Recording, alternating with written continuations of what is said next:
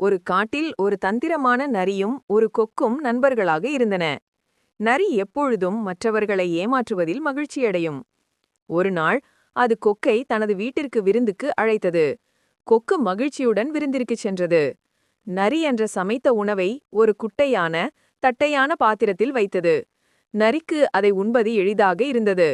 ஆனால் நீளமான அலகை கொண்ட கொக்கு ஒரு சொட்டு உணவை கூட எடுக்க முடியாமல் தவித்தது. கொக்கு பசியுடன் இருக்க, நரி மட்டும் சிரித்துக்கொண்டே முழு உணவையும் சாப்பிட்டது. கொக்கை ஏமாற்றியதில் நரிக்கு மிகவும் சந்தோஷம். கொக்கு ஏமாற்றப்பட்டதை உணர்ந்தாலும் அதை பொறுமையாக ஏற்றுக்கொண்டது. சிறிது நாட்களுக்குப் பிறகு கொக்கு நரியை தனது வீட்டிற்கு விருந்துக்கு அழைத்தது.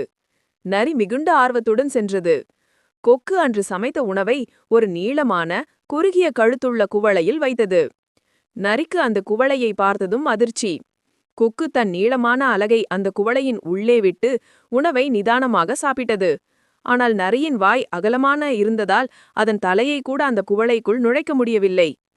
கொக்கு தனது உணவை முடித்த பிறகு நரியை பார்த்து, நண்பா, உன் தந்திரத்தை நீ எப்படி என் மீது பயன்படுத்தினாயோ அதே தந்திரத்தை நான் உன் மீது பயன்படுத்தியிருக்கிறேன். ஏமாற்றுவது தவறு என்று சிரித்துக்கொண்டே கூறியது.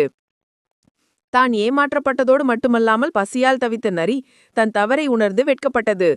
அன்று முதல் அது மற்றவர்களை ஏமாற்றுவதை நிறுத்தியது.